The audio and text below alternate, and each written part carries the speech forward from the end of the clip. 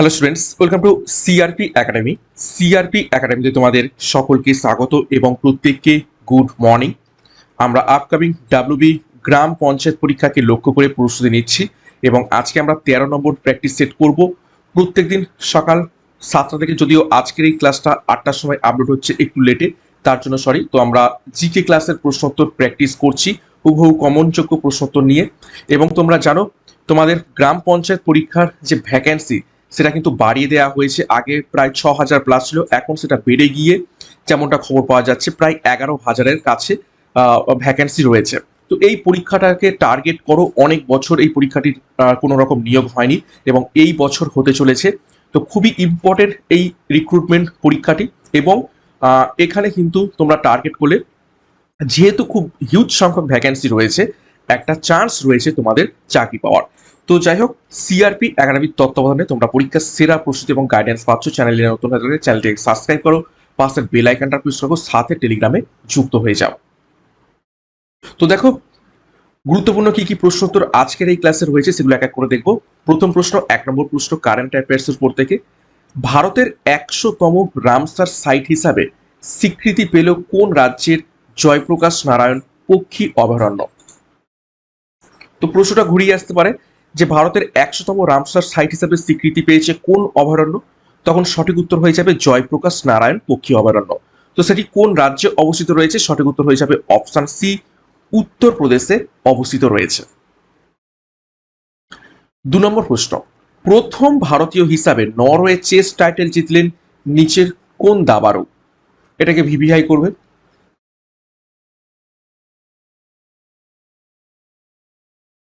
প্রথম ভারতীয় হিসাবে নরওয়ে চেস টাইটেল জিতলেন নিচের কোন দাবাড়ু? সঠিক উত্তর হয়ে যাবে অপশন বি, আর প্রজ্ঞানন্দ। 3 নম্বর প্রশ্ন, 11th quad foreign ministries meeting অনুষ্ঠিত হলো কোন শহরে?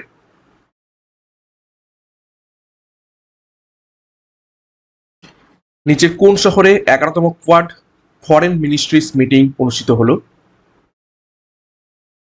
সঠিক উত্তর হবে অপশন বি, নিউ দিল্লিতে। নেক্সট 4 নম্বর প্রশ্ন, 2026 সালের আন্তর্জাতিক যোগ দিবসের জাতীয় অনুষ্ঠান কোথায় অনুষ্ঠিত হবে? নিচের কোন শহরে? আন্তর্জাতিক যোগ দিবস কোন তারিখে পালিত হয়ে থাকে? 21শে জুন। তো এই বছর আন্তর্জাতিক যোগ দিবসের জাতীয় অনুষ্ঠান কোথায় অনুষ্ঠিত হবে, কোন শহরে? সঠিক উত্তর হবে অপশন বি, কলকাতাতে। নেক্সট প্রশ্ন যাবো, তার আগে গুরুত্বপূর্ণ ঘোষণা। পঞ্চায়েত ব্যাচ আমাদের লঞ্চ করা হয়েছে এবং এখন আর 6,000 ভ্যাকেন্সি নয়, এখন 11,154টি শূন্য পদকে লক্ষ্য করে আমরা প্রস্তুতি নেব। নতুন বিজ্ঞপ্তি খুব শীঘ্রই আসতে চলেছে এবং পরীক্ষার সেরা প্রস্তুতি এখান থেকে পাবে। সম্পূর্ণ পরীক্ষার সিলেবাস এবং এক্সাম প্যাটার্ন অনুযায়ী প্রত্যেকটি বিষয়, বাংলা, ইংরেজি, গণিত এবং জিকের প্রত্যেকটা অধ্যায় ধরে ধরে ডেসক্রিপটিভ প্যাটার্নের থিওরির মাধ্যমে তোমরা ক্লাসগুলো পাবে। এছাড়া মিসলেনিয়াস পরীক্ষাকে লক্ষ্য করে মিসলেনিয়াস সাফল্য ব্যাচ, পুলিশ কনস্টেবল পরীক্ষার জন্য ডাব্লিউবি ক্র্যাশ কোর্স এবং পুলিশ সাব ইন্সপেক্টর পরীক্ষাকে লক্ষ্য করে ডবল স্টার গোল্ডেন ব্যাচ। প্রত্যেকটা ব্যাচ কোর্সে প্রত্যেকটা পরীক্ষার সিলেবাস এবং এক্সাম প্যাটার্ন অনুযায়ী বিষয়ভিত্তিক, অধ্যায়ভিত্তিক ডেসক্রিপটিভ প্যাটার্নের থিওরির মাধ্যমে ক্লাস করানো হবে। থিওরি ক্লাস কমপ্লিট হয়ে গেলেই সেই টপিকের উপর থেকে mock test, PDF, study material এবং নোটস। তো যোগাযোগ করো 9647553612 নাম্বারে। যার যে ব্যাচ কোর্সের প্রয়োজন রয়েছে সেই অনুযায়ী যুক্ত হয়ে যাও পরীক্ষার সেরা প্রস্তুতি পাওয়ার জন্য। বিস্তারিত ডিসক্রিপশন বক্সে রয়েছে, সেখান থেকে এখনই যুক্ত হয়ে যাও। 5 নম্বর প্রশ্ন, কোন বিজ্ঞানী অঙ্গের ব্যবহার এবং অব্যবহারের নিয়ম আবিষ্কার করেছিলেন? অর্থাৎ কি নিয়ম? যে অঙ্গ আমরা যত বেশি ব্যবহার করব সেই অঙ্গের বিকাশ তত ভালো হবে এবং যে অঙ্গের ব্যবহার আমরা করব না সেটা ধীরে ধীরে বিলুপ্ত হয়ে যাবে। যেমন আগেকার আমাদের মনে করা হতো আমাদের লেজ ছিল এবং সেই লেজের ব্যবহার না করতে করতে মানুষের লেজটা হচ্ছে কি বিলুপ্ত হয়ে গেছে। ঠিক আছে, এবং আমরা ব্রেনকে বেশি ইউজ করি বলে ব্রেন অনেক আমাদের মানুষের মধ্যে বিকশিত হয়েছে। তো এই নিয়মটা কে আবিষ্কার করেছিলেন? সঠিক উত্তর হয়ে যাবে অপশন এ, ল্যামার্ক। দেখো, বিবর্তন তত্ত্বের বিজ্ঞানী কিছু দেখে নেবো কে কি তত্ত্ব দিয়েছিলেন। ল্যামার্ক দিয়েছিলেন অর্জিত গুণের অধিকার তত্ত্ব। তারপর দেখো ডারউইন কি বলেছিলেন? প্রাকৃতিক নির্বাচন তত্ত্ব অর্থাৎ অরিজিন অফ স্পিসিস। মেন্ডেল কি তত্ত্ব দিয়েছিলেন? বংশগতির নিয়ম তিনি দিয়েছিলেন মোটর গাছের পরীক্ষার মাধ্যমে। ওয়ালেস কি দিয়েছিলেন? ডারউইনের সাথে যৌথভাবে বিবর্তন তত্ত্ব তিনি দিয়েছিলেন। আর হুগো ডি ভ্রিস কি বলেছিলেন? মিউটেশন তত্ত্ব। তো এই মিউটেশন তত্ত্ব কে দিয়েছিলেন পরীক্ষায় প্রশ্ন থাকে, তো এই বিজ্ঞানীর নামটা একটু স্টার মার্ক করে রাখবে, হুগো ডি ভ্রিস। 6 নম্বর প্রশ্ন, ইউনেস্কো সদর দপ্তর কোথায় অবস্থিত রয়েছে?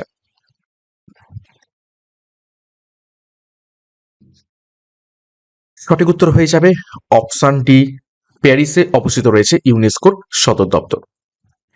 দেখো, ইউনেস্কো সদর দপ্তর প্যারিস, ফ্রান্সে অবস্থিত। 1945 সালে ইউনেস্কো প্রতিষ্ঠিত হয়। জাতিসংঘ অর্থাৎ ইউএন এর সদর দপ্তর অবস্থিত রয়েছে নিউ ইয়র্কে, মার্কিন যুক্তরাষ্ট্রে। WHO অর্থাৎ ওয়ার্ল্ড হেলথ অর্গানাইজেশনের সদর দপ্তর অবস্থিত রয়েছে জেনেভা, সুইজারল্যান্ডে। IMF এর সদর দপ্তর অবস্থিত রয়েছে ওয়াশিংটন ডিসি, মার্কিন যুক্তরাষ্ট্রে। এবং WTO অর্থাৎ ওয়ার্ল্ড ট্রেড অর্গানাইজেশনের সদর দপ্তর রয়েছে জেনেভা, সুইজারল্যান্ডে। নেক্সট দেখো 7 নম্বর প্রশ্ন, জাতিসংঘের নিরাপত্তা পরিষদে কতজন সদস্য আছে?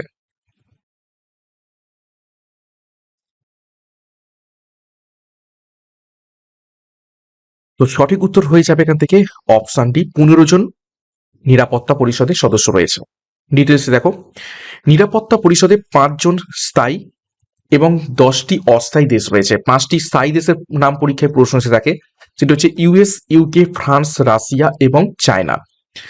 সাধারণ সভা কতজন সদস্য রয়েছে জাতিসংঘের, কতগুলি দেশ, সেটা হচ্ছে 193টি দেশ বা 193টি সদস্য। ইউএন প্রতিষ্ঠিত হচ্ছে 1945 সালে, ঠিক আছে।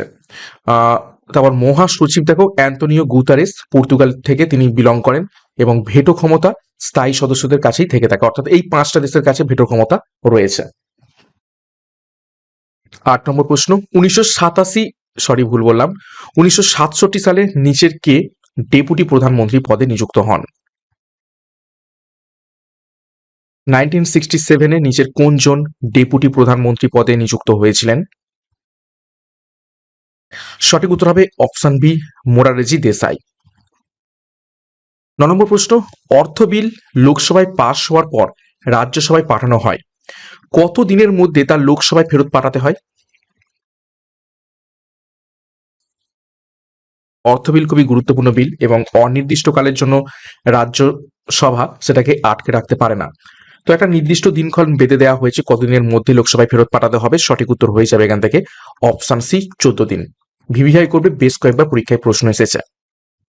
দেখো, অর্থ বিল, অর্থ বিলকে শুধুমাত্র লোকসভাতেই উত্থাপন করা হয়, এবং সেটা উত্থাপনের পরে লোকসভা থেকে যখন পাস হয়ে যাবে সেটা রাজ্যসভায় প্রেরণ করা হয়, এবং রাজ্যসভা 14 দিনের মধ্যে ফেরত পাঠাতে বাধ্য।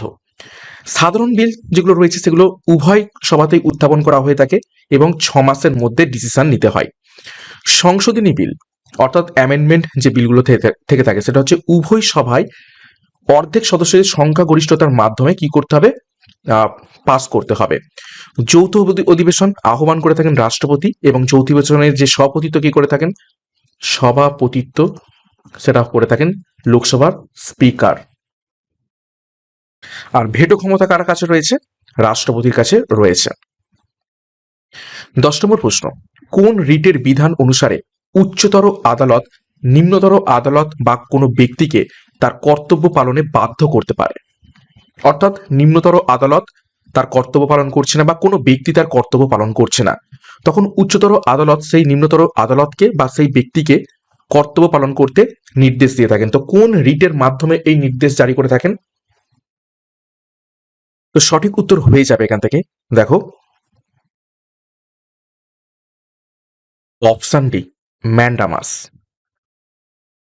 ওকে, দেখো ম্যান্ডামাস হচ্ছে কি কর্তব্য পালনের নির্দেশ। হেভিয়াস কর্পাস মানে হচ্ছে কি অবৈধভাবে আটক থেকে মুক্তি প্রদান করা।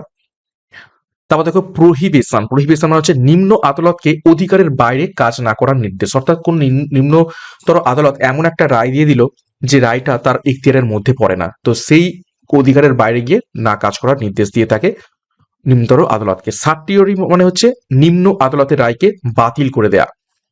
আর কুয়ো ওয়ারান্ত মানে হচ্ছে কোনো একটা পদে কোনো একজন ব্যক্তি সে অবৈধভাবে সেই পদটা দখল করে আছে, তো সেই অবৈধ পদ দখলদারিকে অপসারণ করতে বা সে অ্যাকচুয়ালি সেই পদের যোগ্য অধিকারী কিনা সেটা যাচাই করতে এই কুয়ো ওয়ারান্ত এই রিটটি জারি করা হয়ে থাকে। টোটাল কটি রিট রয়েছে? 5টি রিট রয়েছে। এখান থেকে মনে রাখবে এসসি সুপ্রিম কোর্ট আর্টিকেল 32 অনুযায়ী এই 5টা রিট জারি করে, আর হাইকোর্ট জারি করে 226 নম্বর ধারা অনুযায়ী এই 5টি রিট। 11 নম্বর প্রশ্ন, রামচরিত কে লিখেছিলেন?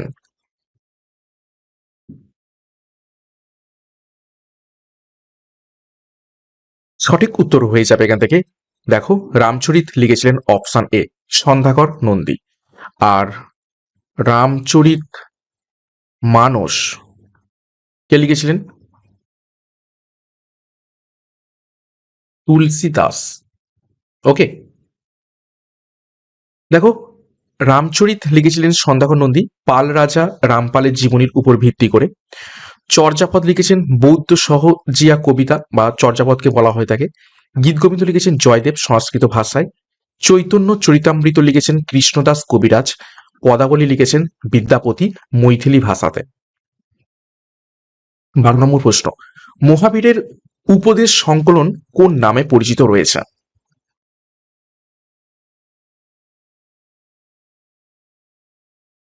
সঠিক উত্তর হয়ে যাবে অপশন ডি সিদ্ধান্ত। দেখো সিদ্ধান্ত হলো মহাবীরের উপদেশ সংকলন। কল্পসূত্র জৈনদের একটি গুরুত্বপূর্ণ বলতে পারো ধর্মগ্রন্থ, সেটাকে লিখেছেন ভদ্রবাহু, ভদ্রবাহু দ্বারা রচিত। এখানে জৈন সাধুদের নিয়মাবলী বর্ণনা রয়েছে। দ্বাদশ অঙ্গ হচ্ছে শ্বেতাম্বরদের প্রধান গ্রন্থ। তারপর দেখো তত্ত্বার্থ সূত্র উমা সাত্তি দ্বারা রচিত, এবং ভগবতী সূত্র এটি হচ্ছে দ্বাদশ অঙ্গের একটি কি ভাগ। দেখো 13 নম্বর প্রশ্ন, ষোড়শ মহাজন পদের মধ্যে নিচের কোনটি দক্ষিণ ভারতে অবস্থিত ছিল? ভিভিআই করবে। একমাত্র মহাজন পদ যেটি দক্ষিণ ভারতে অবস্থিত ছিল সেটা নিচের কোনটি? সঠিক উত্তর হয়ে যাবে এখান থেকে অপশন সি অসমক। কোন নদীর তীরে অবস্থিত? গোদাবরী নদীর তীরে অবস্থিত ছিল। 14 নম্বর প্রশ্ন, আতিলা কোন সম্প্রদায়ের নেতা?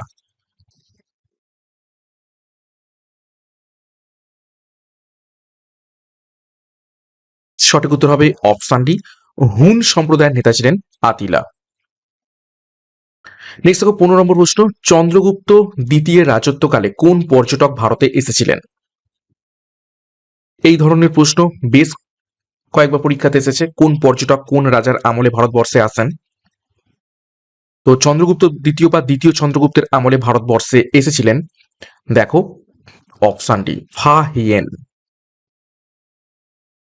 দেখো প্রাচীন পর্যটক এবং কারা কোন সময় এসেছিল একটু দেখে নেবো। দেখো ফাই হিয়েন এসেছিলেন চীন দেশ থেকে গুপ্ত যুগে, অর্থাৎ দ্বিতীয় চন্দ্রগুপ্তের সময় 399 থেকে 414 খ্রিস্টাব্দে।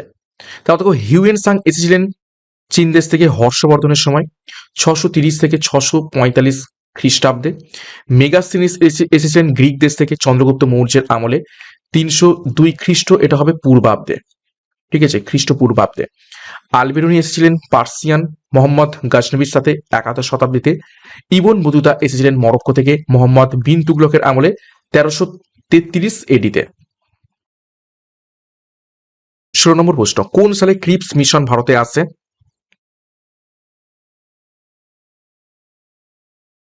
তো ইজি প্রশ্ন এটি, সঠিক উত্তর হয়ে যাবে অপশন সি 1942 সালে।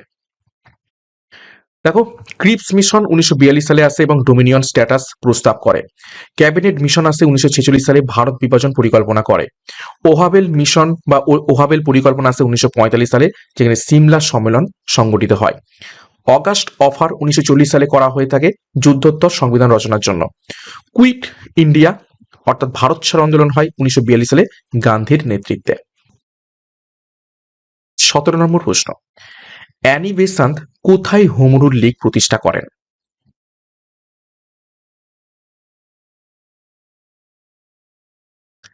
সঠিক উত্তর হয়ে যাবে অপশন ডি মাদ্রাসে।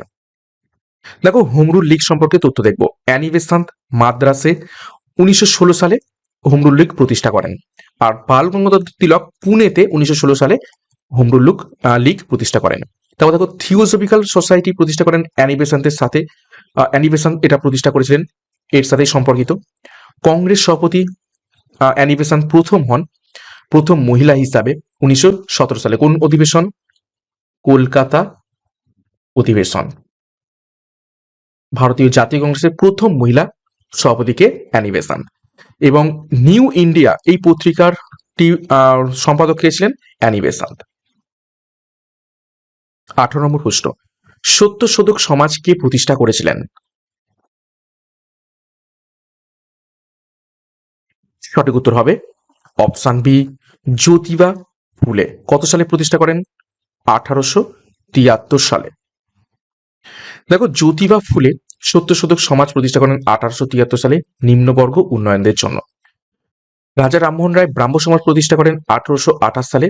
দয়ানন্দ সরস্বতী আর্য সমাজ প্রতিষ্ঠা করেন 1875 সালে। বিবেকানন্দ রামকৃষ্ণ মিশন প্রতিষ্ঠা করেন 1897 সালে। এবং পেরিয়ার সেলফ রেসপেক্ট মুভমেন্ট তিনি তৈরি করেন। 19 নম্বর প্রশ্ন, দ্বিতীয় গোলটেবিল সম্মেলনে ভারতীয় জাতীয় কংগ্রেসের প্রতিনিধিত্ব কে করেন?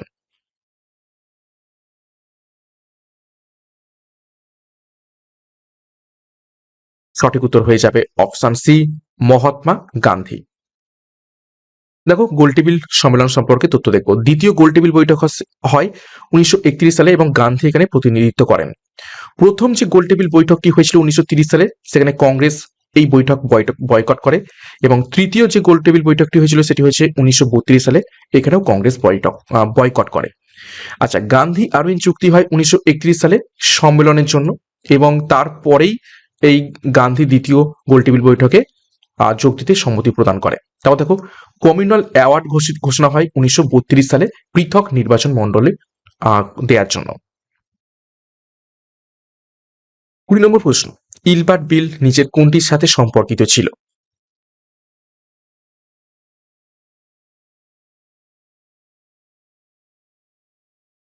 সঠিক উত্তর হবে অপশন ডি, বিচারিক ব্যবস্থা। কত সালে ইলবার্ট বিল এসেছিল? 1883 সালে। দেখো ডিটেলসে, ইলবার্ট বিল 1883 সালে ভারতীয় বিচারকদের ইউরোপীয়দের বিচারের অধিকার প্রদান করা হয়, এবং যার ফলে একটা প্রচুর আন্দোলন হয় যে এখন থেকে ভারতীয়রাও কি ইউরোপদের বিচার করবে। তো ইউরোপীয়রা এর বিরুদ্ধে প্রচুর আন্দোলন করে। নেক্সট দেখো ভার্নাকুলার প্রেস অ্যাক্ট আসে 1878 সালে প্রেস সেন্সরশিপের জন্য। রাওলাট অ্যাক্ট আসে 1919 সালে বিচার ছাড়া যে কাউকে আটকের জন্য। পিটস ইন্ডিয়া অ্যাক্ট আসে 1784 সালে কোম্পানির নিয়ন্ত্রণের জন্য। রেগুলেটিং অ্যাক্ট আসে 1773 সালে, প্রথম নিয়ন্ত্রণ আইন এটি ছিল। 21 নম্বর প্রশ্ন, মানুষের দেহে অগ্নাশয়ের আলফা কোষ থেকে কোন হরমোন নিঃসৃত হয়ে থাকে?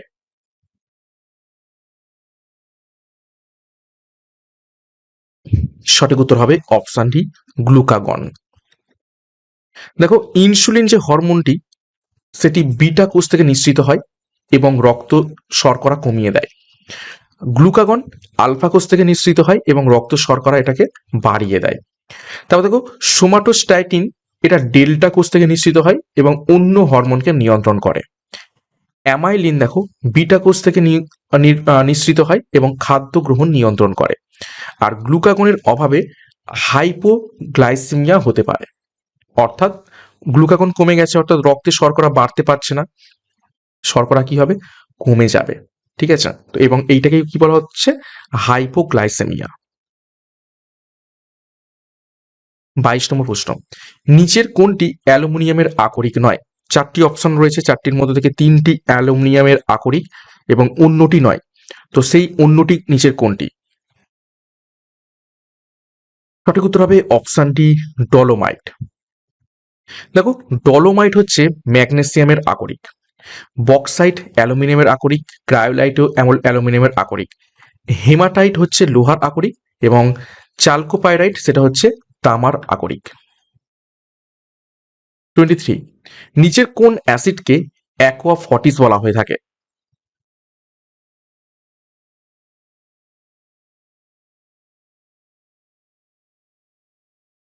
সঠিক উত্তর হয়ে যাবে অপশন ডি, নাইট্রিক অ্যাসিডকে। দেখো নাইট্রিক অ্যাসিডকে অ্যাকোয়াফর্টিস বলা হয়ে থাকে, সালফিউরিক অ্যাসিডকে বলা থাকে অয়েল অফ ভিট্রিয়ল, হাইড্রোফ্লুরিক অ্যাসিডকে বলা থাকে হাইড্রোফ্লুরিক অ্যাসিড কাঁচ ক্ষয় করে থাকে, অর্থাৎ এইচএফ, কাঁচের পাত্রে রাখা হয় না সেই জন্যই। তারপর দেখো অ্যাকোয়া রিজিয়া তৈরি করা হয়ে থাকে 3:8CL এবং 1:HNO3 মিশ্রণে। আর ফর্মিক অ্যাসিড কোথায় থাকে? পিপিলিকার যে হুল সেখানে থেকে থাকে। 24, কোন বিজ্ঞানী কোয়ান্টাম তত্ত্বের সাহায্যে পরমাণুর গঠন ব্যাখ্যা করেন?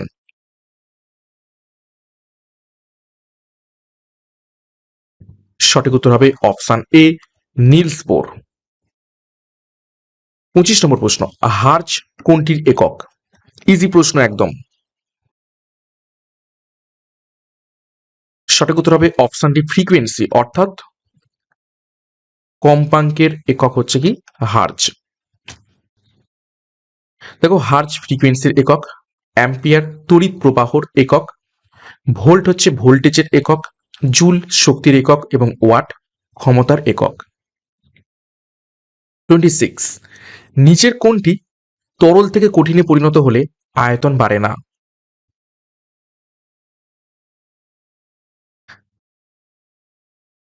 সঠিক উত্তর হবে অপশন এ, অ্যালুমিনিয়াম।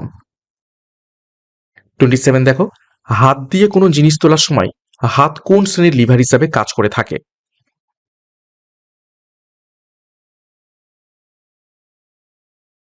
সঠিক উত্তর হবে অপশন ডি, তৃতীয় শ্রেণীর লিভার হিসেবে কাজ করে থাকে।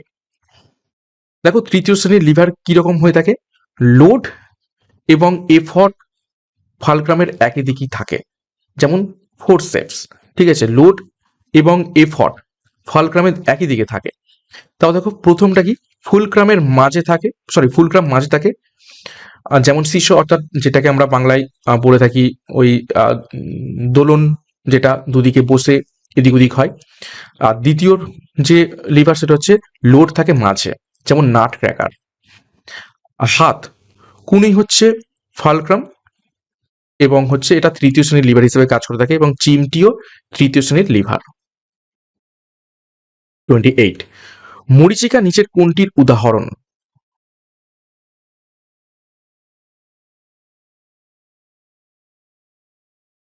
সঠিক উত্তর হয়ে যাবে এখান থেকে অপশন সি, সম্পূর্ণ অভ্যন্তরীণ পূর্ণ প্রতিফলনের উদাহরণ হচ্ছে মরীচিকা। 29, স্ট্যান্ডার্ড তাপমাত্রা এবং চাপে নিচের কোনটির অ্যামরফাস নয়?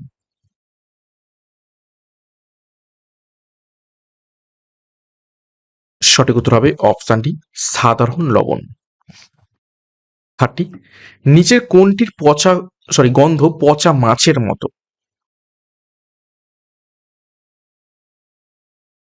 পচা মাছের মতো গন্ধ হয়ে যাবে অপশন সি, ফসফিন। আর হাইড্রোজেন সালফাইড সেটা হচ্ছে কি পচা ডিমের মতো গন্ধ। তো এই ছিল আজকের ক্লাসের গুরুত্বপূর্ণ 30টি প্রশ্ন উত্তর। 30-এর মধ্যে কার কত স্কোর হয়েছে কমেন্ট বক্সে কমেন্ট করবে, এবং প্রত্যেক দিন ক্লাসগুলো ফলো করে থাকো।